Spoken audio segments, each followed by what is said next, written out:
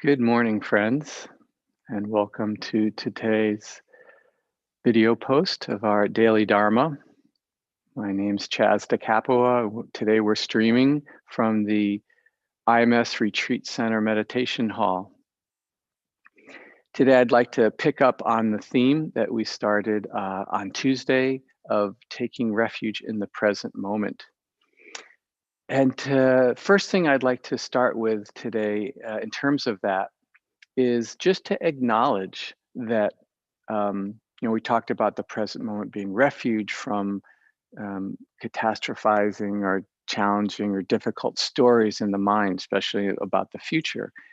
And we talked about while that is almost all the time true, there are times when it's not, and people do find themselves in very, very dangerous situations where the present moment is not great, where it's actually not a refuge, at least physically. But I'd also like to say that the present moment will be more or less kind of pleasant and kind of nice and a supportive place to be. It will be more or less that way depending on one's privilege. So just to make that statement and bring that into the conversation as well. So taking refuge in the present moment, refuge from what? Refuge from the stories, thoughts, views that cause suffering in the mind. Taking refuge, especially in the present moment, with the body, with the small body, feeling the breath and the sensations of the body, also feeling the big body, as we talked about last week. Sitting on the earth, connecting with this large body of the earth. In this connection, in these bodies, there are no stories. The body does not have that capacity. The mind does, right? The mind, that's where thoughts arise. That's where stories form. When we get lost in a mind-made world, not a body-made world. The body does not have that capacity. It can't do it. And so while we're connected, even just for a moment, while we're connected somatically to the body, sitting on the earth, we are not lost in story. By definition, those two things cannot occupy the same, what would be called mind moment at the same time. It's not possible. So very clearly, we can find refuge in the body.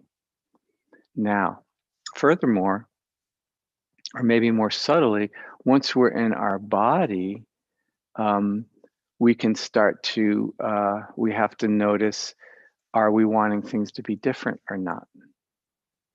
Are we wanting things to be a certain way? Oh, I want my body, to feel calm, or I want my body to feel pleasant. If we have that wanting, then we're kind of setting ourselves up because we're not in control, right? The body, we sit down and we bring our attention to the body. Some days it's achy, some days it feels pleasant, some days maybe it's in between. And, that's how life is. Life is changing, and we live in this conditioned realm, and it's constantly changing, and we aren't in charge of all the conditions. So for wanting things to be a certain way, we're setting ourselves up for worry and agitation because we're not in charge. Now, let's apply that just quickly to what's unfolding in our country, or this country, I should say. Maybe some of you are tuning in from outside the United States. I imagine there are many of you who would want the outcome of this election to be a certain way. Doesn't matter which way, but you want it to be like this, or you want it to be like that. And notice what that brings. Does that bring some level of worry or agitation or nervousness? Yeah, very likely. Why? Because we're wanting things to be a certain way in a realm, in this world that we live in, that is conditioned. Things arise due to conditions. We're not in control. So whenever we want things to be a certain way in this realm, there's going to be that rub. There's going to be that Like, oh no, will they be how I want them, right? And right there, that there's there's the agitation, there's the suffering. So we'll practice now taking refuge in the present moment from the, maybe thoughts, worries about the future, but even a second layer of practice. While we're here now, body, breath, just noticing, can we be with it just as it is? It's just like this now. Can the heart and the mind just be congruent with that? Or is there a wanting it to be a certain way? And we can just check. All right. Settling into your posture,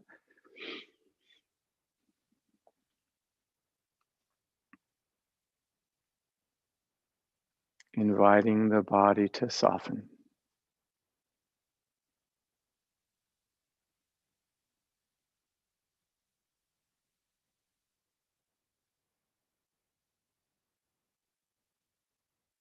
I like to pay special attention to the eyes, the jaw, shoulders, and kind of letting everything drop. The belly, softening the belly, letting the belly drop.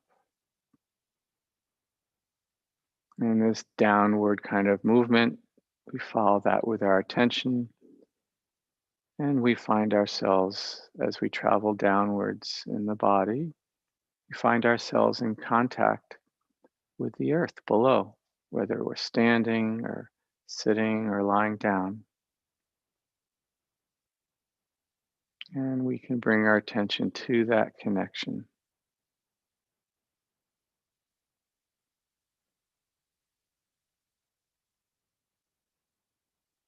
not as a thought, but feeling that connection, feeling the sensations in the body that are present at those contact points between the body and the earth.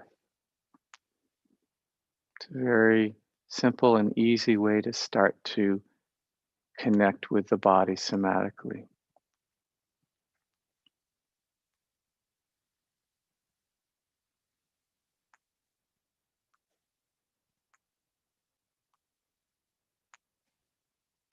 And just even for these moments of connecting with the body, we can notice, we can kind of reflect.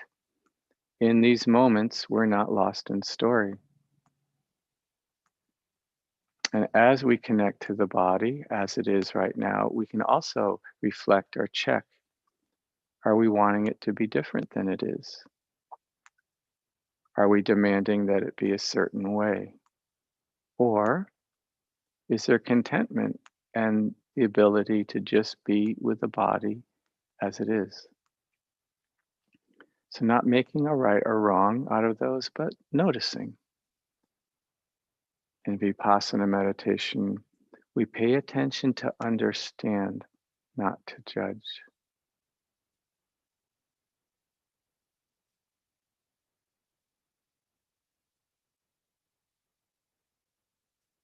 And you might let the attention widen now to encompass more of the body, not just the where it's touching the earth, but perhaps feeling the whole body, feeling the whole body all at once.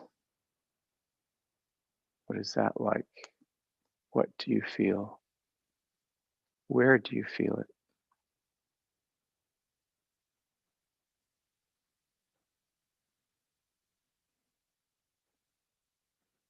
Letting the attention be wide and receptive. So we're not bearing down on the body with our attention. We're settled back in the sense of letting the sensations of the body kind of come to us, receiving them.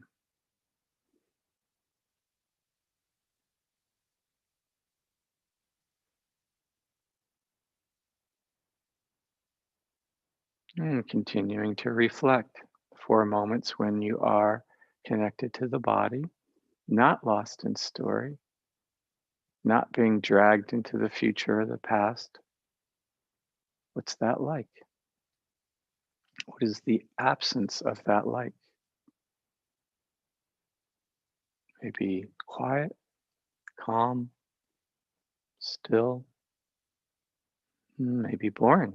Maybe the mind, that part of the mind that's used to or habituated to being distracted, starts to get restless. We notice that.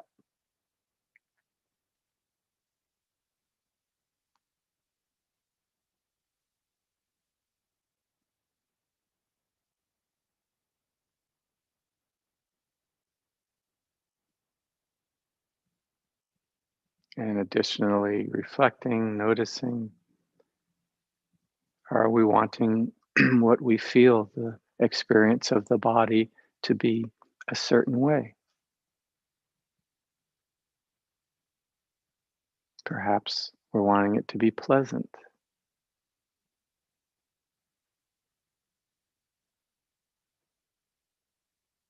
And we check, can we be with it just as it is? Meditation, writing, you often hear the phrase, just this,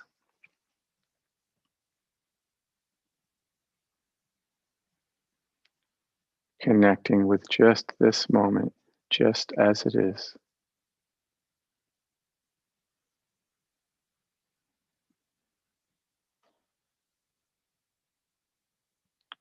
Feeling the body sitting, feeling the body breathing.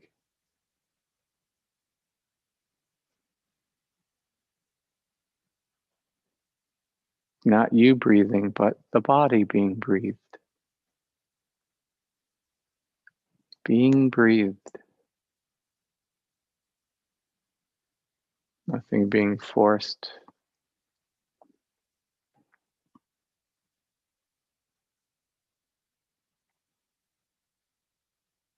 Feeling the breath throughout the whole body. If you can keep your attention wide.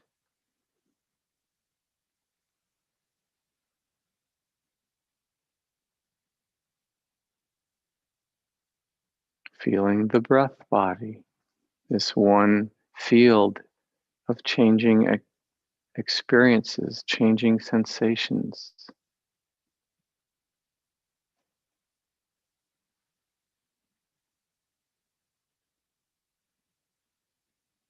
Perhaps the distinction blurs between the sensations that are associated with the breath and the sensations not associated with the breath.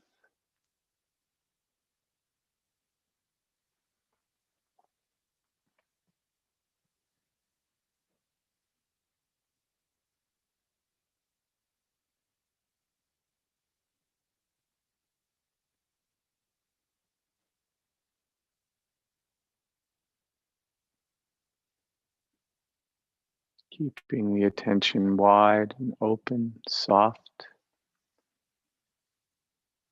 and receptive.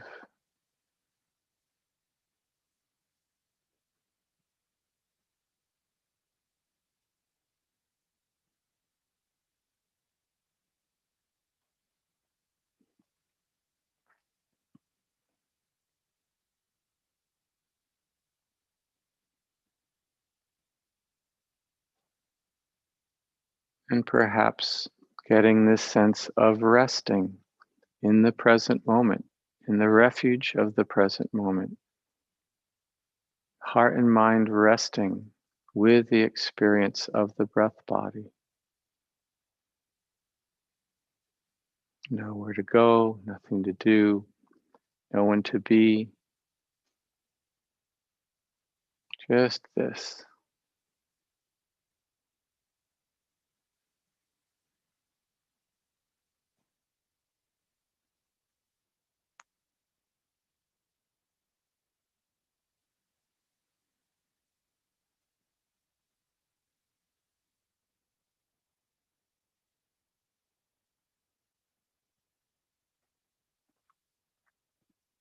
And then we check, how are we with just this, the this of just this?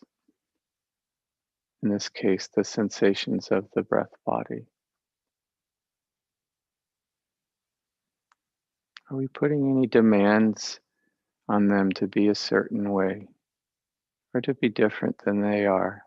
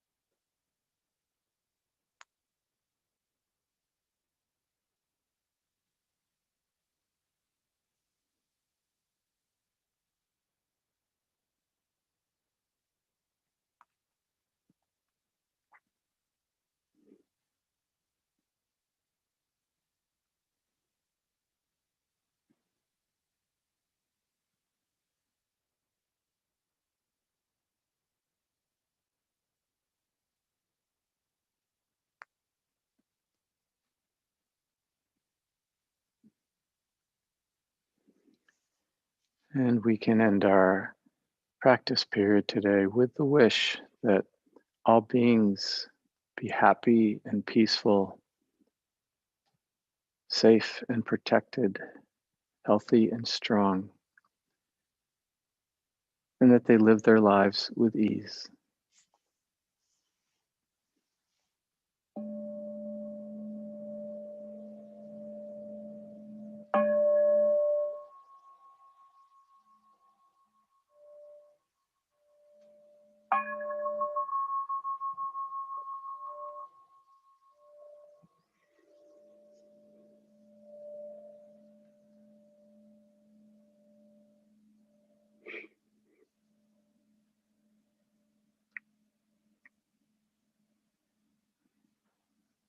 Nice to sit together. Thank you.